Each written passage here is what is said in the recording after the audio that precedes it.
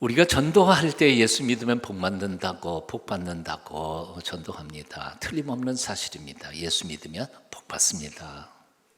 예수님을 믿으면 지난 허물과 죄 다 용서함 받고 하나님 아버지의 자녀가 됩니다.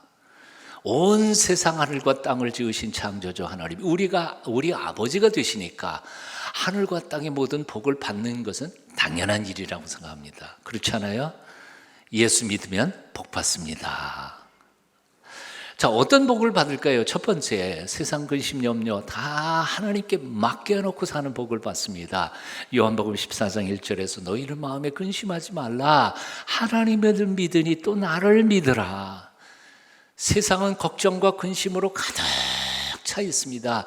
근데 이 세상 살면서 걱정, 근심 맡겨놓고 살 수 있는 복이 얼마나 엄청난 복입니까? 허기야 예수 믿으면서도, 하나님 믿으면서도 세상 근심 염려 다 혼자 짊어지고 사는 크리스찬들이 있지만 잘 못 믿는 거예요. 맡겨놓으세요. 하나님을 믿는, 예수 그리스도를 믿는 첫 번째 복은 맡겨놓고 사는 겁니다. 맡겨놓은 만큼 여러분의 얼굴이 밝아질 겁니다. 두 번째 복이 있습니다. 천국에 대한 소망이 있습니다. 요한복음 14장 2절에서 예수님이 이렇게 말씀하셨습니다.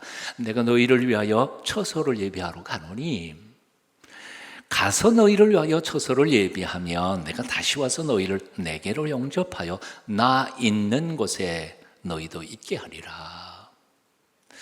아무리 하루를 신나게 재미있게 보냈다 할지라도 해가 뉘어지고 어둠이 컴컴하고 내릴 때에 돌아갈 집이 없는 사람처럼 불행한 사람은 없습니다. 노숙자들이죠. 하지만 하루를 너무너무 힘들게 고달프게 살았다 할지라도 사랑하는 가족들이 기다리고 있는 따뜻한 가정, 돌아갈 가정에 있는 사람, 행복한 인생 살고 있는 겁니다. 한평생 떵떵거리고 엄청나게 돈 많이 소유하고 즐기면서 살았다 할지라도 마지막 숨결 뽑아지는 마지막 순간에 나 죽으면 어디로 가나 갈 곳을 모르는 영혼은 불행한 영혼이죠. 하지만 한평생 힘들게 어렵게 살았다 할지라도 나 죽어도 하나님께서 나를 기다리고 계신 하나님 나라에 있어, 믿음의 고백으로 그렇게 고백할 수 있는 영혼은 행복한 영혼입니다. 아멘. 예수 믿으면 받는 두 번째 복은 바로 이런 복인 거죠. 그렇습니다. 예수 믿으면 복 받습니다. 인간의 노력이나 재주나 실력으로 받는 복이 아니고 하나님이 믿는 자들에게 부어주시는 신령한 복입니다. 틀림없는 사실입니다. 오늘도 믿음으로 예배 가운데 오신 여러분들, 이 놀라운 믿으면 주시는 복이 여러분의 것이 되시기를 축원합니다. 제가 정말 좋아하는 찬송이 있어요. 예수 앞에 나오면 죄사함 받으며 주의 품에 안기어 편히 쉬리라. 어디요? 예수 앞에 나오면 죄사함 받으며 주의 품에 안기어 편히 쉬리라. 우리 주만 믿으면 모두 구원 얻으며 영생 복락 멸류관 확실히 받겠네. 아멘. 확실히 받겠네. 이런 믿음이 있으니까 우리가 다른 사람들 다 도망가는 데에도 이렇게 예배당에 나왔잖아요. 자, 하지만 예수 믿으면 복 받는 거 틀림이 없지만 그러나 한 가지 사실 더 잊지 말아야 할 것이 있습니다. 예수 믿으면 복도 받지만 핍박도 받는다는 거죠. 별로 재미없으니. 그래도 이건 사실이니까요. 이것도 진리니까요. 왜 예수님을 믿으면 핍박을 받아야 할까요? 첫째, 예수 믿는 사람들은 세상 가치관에 따라서 살지 않기 때문에 그렇습니다. 디모데후서 3장 12절은 이렇게 말씀합니다. 무릇 그리스도 예수 안에서 경건하게 살고자 하는 자는 박해를 받으리라. 뭐라고요? 경건하게 살고자 하는 사람, 의롭게 거룩하게 살려는 사람, 정직하게 살려는 사람은 박해를 받게 돼 있다. 그렇습니다. 세상 사람들이, 친구들이 하자는 대로 다 하는 사람, 친구들에게 왕따 당할 이유가 없잖아요. 세상 가치관대로 그대로 적용해서 흘러가는 대로 가자는 대로 가면 아니 싸울 이유가 하나도 없잖아요. 그런데 예수님을 믿는 순간 이 땅의 가치가 아니라 하늘의 가치, 예수님의 가치 기준으로 살자고 하니까 핍박당하는 건 당연한 겁니다. 예수 믿으면 핍박받는 두 번째 이유가 있습니다. 인생은 영적 전쟁이기 때문에 그렇습니다. 한번 따라해 보실래요? 인생은 영적 전쟁이기 때문에. 우리 눈에는 보이지 않지만 우리 인생의 배후에는 하나님과 사탄의 영적 전쟁이 있습니다.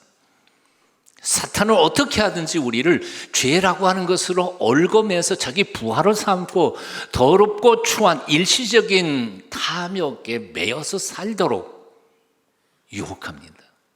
하지만 하나님은 거꾸로 거기에서부터 자유함을 얻어서 하나님의 거룩한 뜻을 이 땅 위에 이루어가면서 아름답게 살기를 원하십니다. 그러니 이 두 개의 가치관 그리고 두 개의 영적 세력이 부딪히니까 핍박이 일어날 수밖에 없는 거죠. 당연한 겁니다. 아까도 말씀드렸지만 우리가 죄에 매여 사탄이 조종하는 대로 그냥 따라 산다면 핍박받을 이유 하나도 없습니다.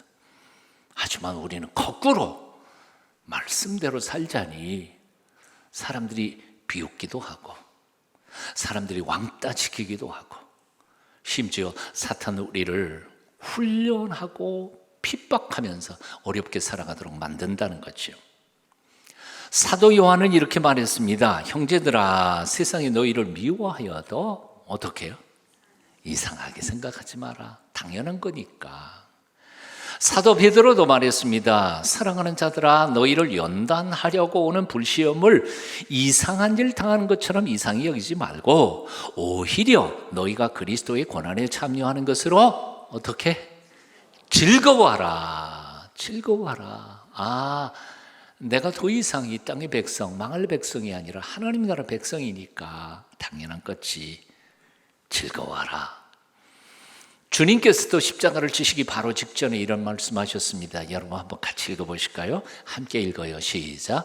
세상이 너희를 미워하면 너희보다 먼저 나를 미워한 줄 알라. 나를 먼저 미워한 줄 알라. 즉 다시 말하면 뭐라고요? 세상이 나도 미워했어. 나도 미워했어. 그럼 너희는 당연히 미워하겠지. 그러니까 너무 걱정하지 마라. 19절 이하 다시 읽어봅니다. 시작. 너희가 세상에 속하였으면 세상이 자기의 것을 사랑할 것이나 너희는 세상에 속한 자가 아니여 도리어 내가 너희를 세상에서 택하였기 때문에 세상이 너희를 미워하느니라. 당연한 거라는 거죠. 마지막 가장 우리가 핍박, 박해를 당하는 가장 중요한 이유가 있습니다. 가장 소중한 것을 얻기 위해서는 고난과 핍박, 역경은 필수이기 때문에 그렇다는 거죠. 제가 좋아하는 찬송가 어두움 후에 빛이 오며 바람 분 후에 잔잔하고 소나기 후에 햇빛 나며 수고한 후에 쉼이 있네. 고생한 후에 기쁨 있고 십자가 후에 영광 있고 죽음은 후에 영생하니 이러한 도가 진리로다. 진리가 뭐예요? 우리는 한 번도 고생 안 하고 주구장창 성공만 한다. 그건 진리 아니에요. 그럴 수는 없어요. 그리고 그런 성공이 반드시 큰 행복이나 축복은 아니에요. 진리는 뭐예요? 핍박 없이 참된 신앙의 열매는 못 거둔다. 심는 수고, 고통 없이 어떻게 열매를 거둘 수 있겠냐? 죽어야 부활할 수 있는 거다. 이게 진리인 거죠. 이게 진리인 거예요. 그러니까 예수 믿는 순간부터 나는 이제 걱정, 근심, 실패 그런 거 하나도 없다. 말도 안 되는 얘기예요. 아니요. 오히려 더 많은 시련과 고통을 겪을지 몰라요. 이길 힘을 주께서 주시니까 기뻐하며 감당할 수 있는 법이지 없다 그런 건 아니에요. 어떤 곤충학자가 고치에서 나비가 나오는 것을 관찰을 했습니다. 연약한 나방이가 그 질긴 고치 껍데기를 뚫고 그리고 그 좁은 구멍으로 삐집고 나오는 것을, 그것도 한순간에 나오는 게 아니라 여러 시간을 거쳐서 그렇게 고생 죽도록 하면서 나오는 것을 보면서 안쓰럽게 생각한 겁니다. 아이고, 내가 좀 도와줘야지. 그래서 가위를 가지고 거기에 구멍을 딱 넓게 했습니다. 그랬더니 쑥 나올 수밖에 없잖아요. 그런데 문제가 생겼습니다. 이 나방이가 날지를 못하는 거예요. 연구를 계속해 보니까 그 고치의 질긴 껍데기를 자기 입으로 뜯어내고 그 좁은 구멍으로 빠져나오는 시련과 고통을 통해서 이 날개의 힘을 얻고 근육의 힘을 얻어서, 그래서 그 힘으로 난다는 거죠. 그런데 그 고통을 이 곤충학자가 생략해 버리니까 못 나는 거죠.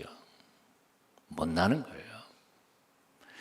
그러니까 사실 고난과 핍박은 저주가 아닙니다.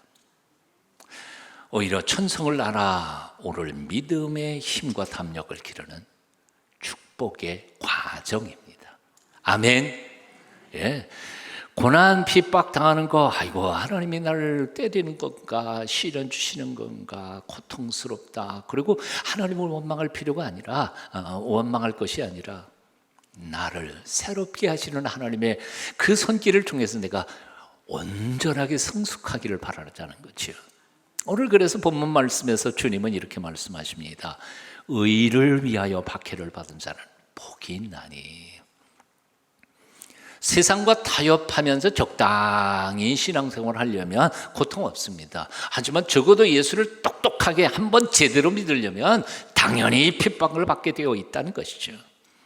예수님도 왕따 당하셨다는 거 아니에요. 그래서 결국은 십자가 못 박혀 죽으셨는데 그 제자된 우리가 어떻겠습니까? 사랑하는 여러분, 시험 당할 때 이상하게 생각하지 마십시오. 오늘 11절 말씀에서 주님은 이렇게 말씀합니다. 우리 함께 같이 읽어보실까요? 시작. 나로 말미암아 너희를 욕하고 박해하고 거짓으로 너희를 거슬려 모든 악한 말을 할 때에는 너희에게 복이 있나니 기뻐하고 즐거워하라. 다시요. 기뻐하고, 시작. 기뻐하고 즐거워하라.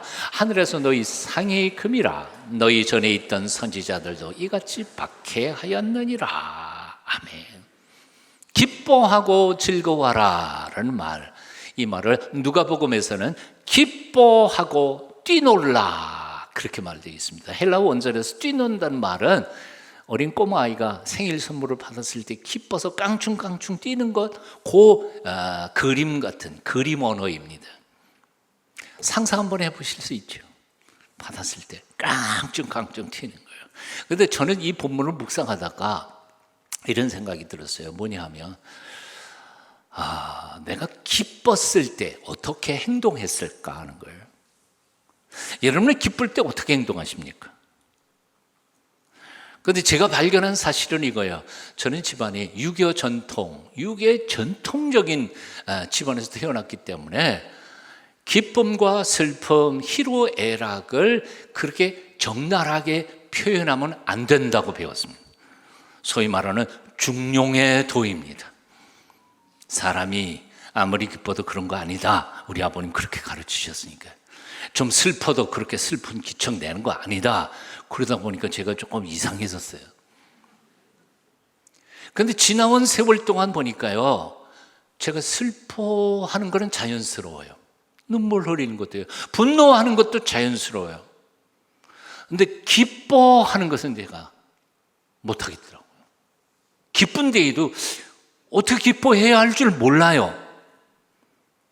여러분은 안 그런 거 한번 시험해 보십시다. 여러분, 기쁜 일이 생겼을 때 어떻게 행동하세요? 야, 어떻게?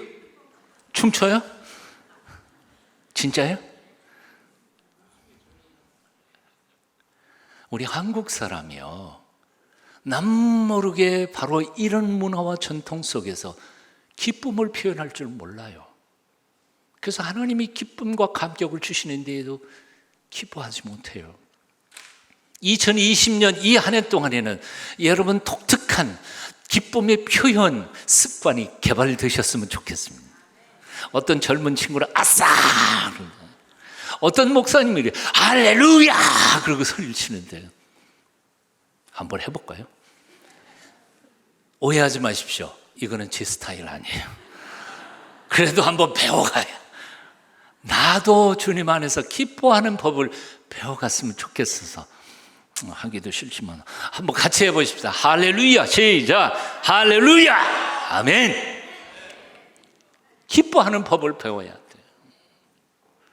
존 스타트라고 하는 분은 이 본문 오늘의 11절을 묵상하면서 다음과 같이 적었습니다. 우리는 핍박도 다른 것들과 같이 복이라는 사실을 깨달아야 합니다.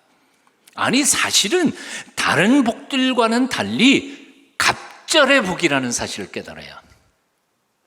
왜냐하면 앞부분에 지금 팔복에 대한 얘기를 예수님께서 설교하고 계시잖아요. 근데 앞에 있는 복들 7가지는 다 한 문장으로 얘기해요. 복되도다 마음이 가난한 사람은 천국이 하나님의 것이다. 한 문장이에요. 뒤에도 마찬가지예요. 7번째까지 다 마찬가지예요. 근데 8번째, 의로 핍박받는 사람은 복이다. 그래 놓고는 3절을 내리 설명을 하고 부언 설명을 하세요. 한마디로 앞에 있는 복들은 한 줄로 설명을 하지만 이 핍박받는 복은 여러 줄로 설명을 하셨습니다. 다른 복들은 복되다 한마디 말씀하셨지만 핍박받는 복은 복이라는 말을 2번이나 반복 설명하고 계십니다. 거기에다가 보태서 핍박받는 복에 대하여 명령까지 붙이십니다. 기뻐해라, 즐거워해라. 그러고도 모자라니까 하늘에서 너희 상이 큽니다. 약속까지 붙이셨습니다. 그것도 모자라니까 심지어 너희 전에 계시던 선지자들도 다 그렇게 핍박받았느니라 하고 위로까지 하셔요. 그러니까 핍박받는 법이 갑절의 복 아니에요? 존 스타트의 말이 옳은 것 같아요. 왜 의를 위하여 핍박받는 것이 그렇게 갑절의 복이 될 수 있을까? 2가지만 소개해요. 첫째는 바로 하나님 나라가 우리 것이기 때문입니다. 별로 감동이 없으신 것 같아. 하나님의 나라가 우리의 것이기 때문이다. 같이 한번 외쳐봅니다. 시작. 하나님의 나라라는 말이 마태복음의 고유한 단어예요. 굉장히 강조하는, 마태복음만 강조하는 단어입니다. 근데 그 뜻은 영어로 말하면 The Kingdom of God 이라고 하는 말입니다. Kingdom이라는 말은 킹이 통치하는 담이라는 영어 끝 단어는 어미는 땅이라는 뜻입니다. 그러니까 왕이 통치하는 땅, 그게 킹덤입니다. 그런데 of God, 하나님이 왕이 되셔서 통치하는 것이 하나님의 나라라는 거죠. 그래서 이 말씀은 장소가 아닙니다. 장소의 개념이 아니라 통치를 누가 하느냐의 개념입니다. 그러니까 하늘나라, 하나님이 통치하시면 하늘나라예요. 이 땅에 하나님께서 친히 왕이 되셔서 통치하시면 이 땅이 하늘나라예요. 하나님의 나라예요. 내 마음에 하나님이 왕이 되셔서 내 마음을 통치하고 나를 보호하기 시작하면 여기가 하나님의 나라예요. 내 가정에 하나님이 오셔서 그 가정의 주인이 되시고 왕이 되셔서 통치하시면 거기에 하나님의 나라가 임하는 것이에요.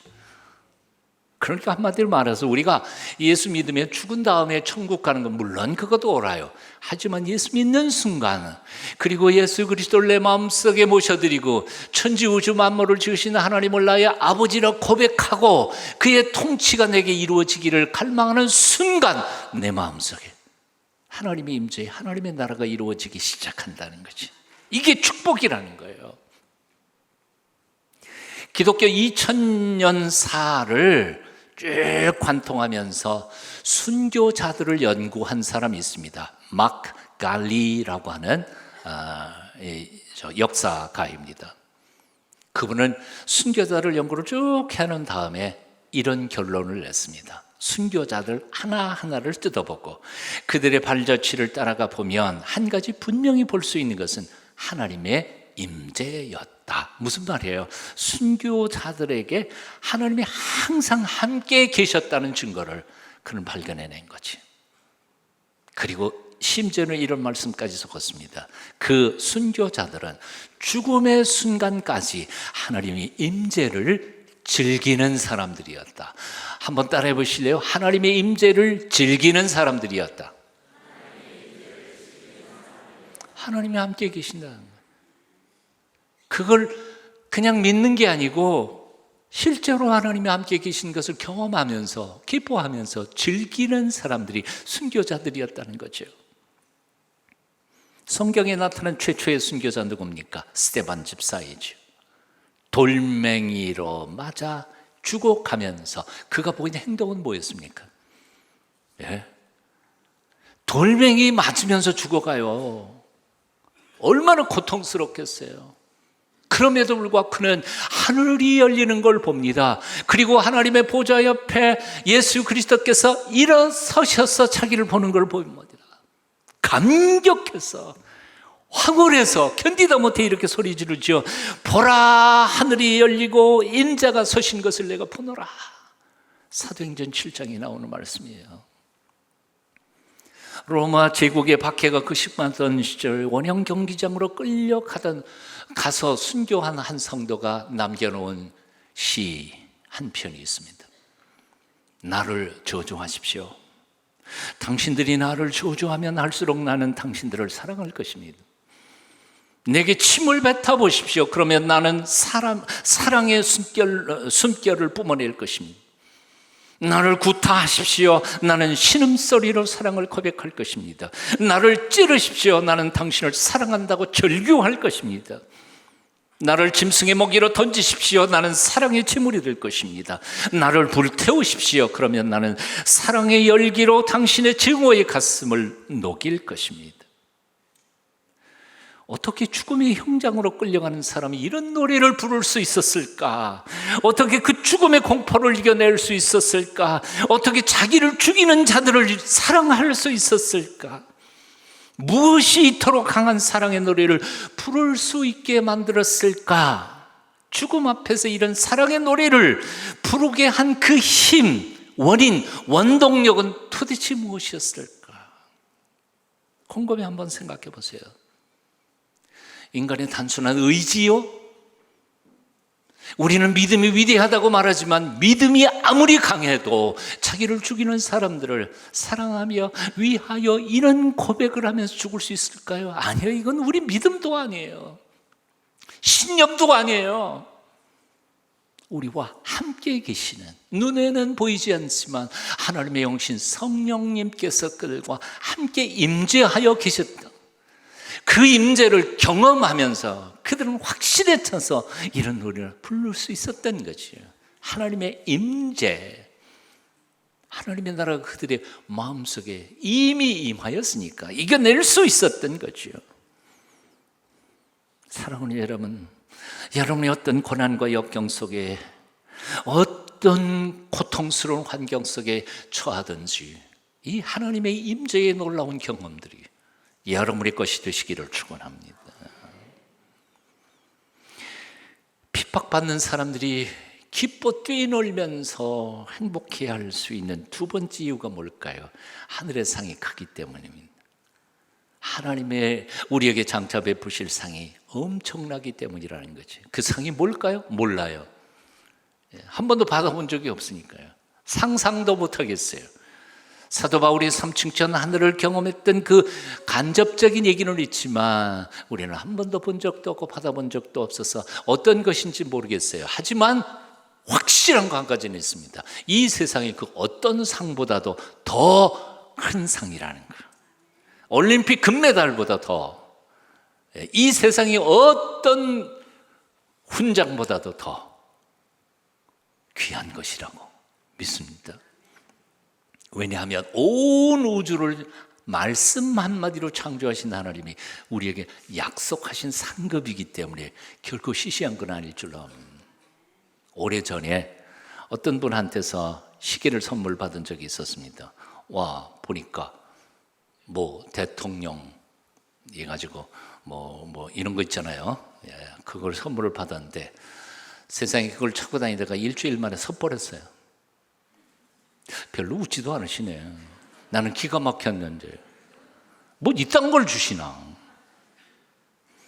적어도 대통령이라면 물론 시계가 설 수도 있죠. 그렇지만 대통령의 이름으로 나가는 거라면 일주일 만에 시계가 서면 안 되지. 어느 대통령이란 말 안 하겠습니다. 하나님이 당신의 명예를 가지고 우리에게 약속하신 선물, 상급, 하나님 그렇게 시시한 거 주시지 않을 거라고 믿습니다.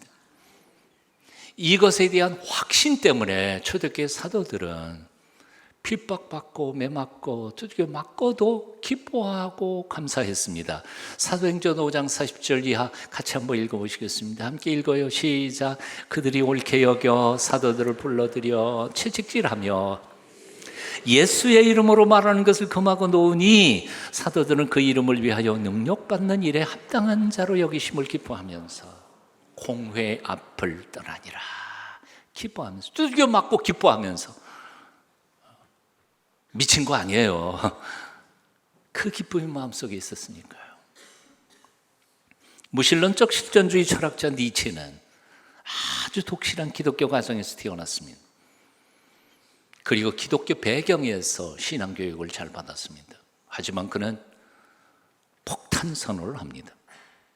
내가 예수를 믿을 필요성을 느끼지 않는 이유는 예수 믿는 사람들의 삶에서 기쁨을 찾지 못했기 때문이다. 무서운 얘기 아닐까요? 니체는 하나님을 부정한 게 아니에요. 하나님을 믿는 사람들의 삶 속에 하나님을 발견하지 못했기 때문이에요. 교회 속에 하나님의 임재를 느끼지 못했기 때문이에요. 그러므로 예수 믿는다고 자처하는 우리의 삶이 하나님이 주시는 위로와 감격과 기쁨이 차고도 넘치지 못한다면 우리는 사실은 교회 문 막고 있는 사람들이에요. 아프리카에서 평생 섬김의 삶을 살았던 슈바이처 박사도 이런 말을 했습니다. 아프리카에는 비가 올 때에는 강이 생기지만 비가 오지 않을 때에는 사라져버린 강이 있습니다. 비가 오지 않아 말라버린 강, 그렇게 물 없는 강처럼 기쁨 없는 신앙, 기쁨 없는 그리스도인들을 뭐라고요? 세상을 피곤하게 만든 피곤한 크리스찬들. 지도 기쁘지 않으면서, 지도 확신과 기쁨 가운데, 감격 가운데 살지 않으면서 복음이라고 말은 그럴듯하게 하는 크리스찬들이 사실은 세상을 어지럽히고 있는 거예요. 참된 기쁨이 어디서 옵니까? 요즘 사랑하는 여러분들은 삶의 참된 감격을 어디에서부터 추구하고 얻고 계십니까? 돈 많이 벌면, 권력을 한 손에 쥐면, 사람들의 박수소리와 환호소리에 묻히면 기뻐할 수 있을까? 예, 그럴 수는 있겠죠. 그러나 한 가지 분명한 사실은 오래가지 못한다는 겁니다. 하루를 기쁘게 하려면 이발하고, 일주일을 기쁘게 살려면 자동차를 사고, 1년을 행복하게 살려면 결혼해라. 결혼하고도 1년밖에 참 서글퍼져요. 한번 따라해 보실래요? 이것도 지나가리라.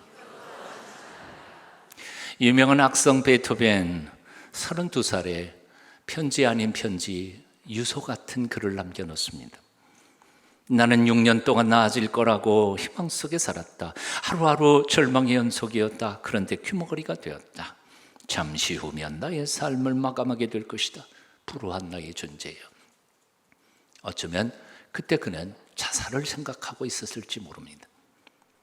귀머거리가 된 작곡가, 자신이 작곡한 음악조차도 들을 수 없었던 불행하고 그리고 처절한 인생, 그 처절한 마음을 가지고 거의 유서를 쓰다시피 하다가 그는 눈물로 다음과 같이 그 결론을 맺습니다. 오 하나님이여, 불우한 인생을 마치기 전에 온전한 기쁜 날을 허락하여 주소서. 단 하루만이라도 기쁨을 누리게 해주소서. 내 영혼, 내가 작곡한 이 음악을 단 하루만이라도 깨끗한 귀로 들을 수 있게 해주소서. 그 후에 24년 동안 베토벤은 그 처절한 불행한 삶 속에서도 절망하지 않고 계속해서 작품을 써내려갑니다. 드디어 1824년 프리드리히 쉘러의 환희의 송가를 대본으로 해서 교향곡 마지막 9번이죠. 9번 합창을 씁니다. 이 교향곡 9번이 초연되었을 때 많은 사람들이 열광했습니다. 모두 다 일어나 기립박수를 5번이나 합니다. 전해지는 바에 의하면 당시에 황제가 납시면 3번 기립박수를 한답니다. 그런데 그를 향해서는 5번 일어나 기립박수를 했습니다. 그런데 그 소리를 듣지 못하고 가만히 앉아있는 그를 알토 독창자에 있던 카롤린의 웅고가 모시고 가서 관객들을 향해 보게 하는 거지요. 음악가의 생명 청각을 잃고도 그 처절한 인생을 살아가면서도 환희의 송가, 이 제목이 참 웃기잖아요. 실로의 그 시들을 읽어보면 정말 기쁨으로 노래하고 있는데 어떻게 그런 곡을 만들 수 있을까? 이유는 간단해요.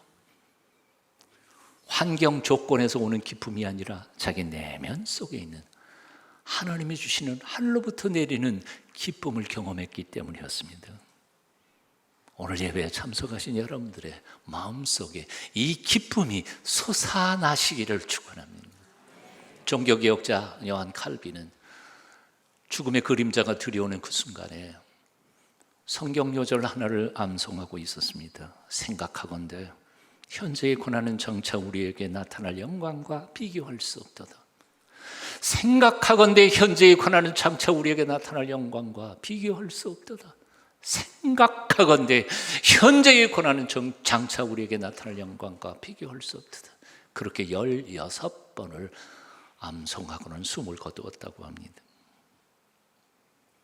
이 소망, 이 분명한 소망과 믿음이 여러분 삶을 온전히 일으켜 세우시는 하나님의 기적과 함께 올 한 해도 승리하는 한 해 사시기를 축원합니다. 기도하겠습니다. 주님의 제자라 뒤따라가면서도 우리는 때때로 지치고 낙심이 될 때가 너무너무 많습니다. 하지만 우리 주님, 이 좁고 힘든 길 울면서라도 끝까지 따라갈 수 있도록 믿음과 끈기 우리에게 허락하여 주시옵소서. 주님을 따르는 기쁨이 속에서 솟아나게 하여 주시옵소서. 예수님 이름으로 기도합니다. 아멘.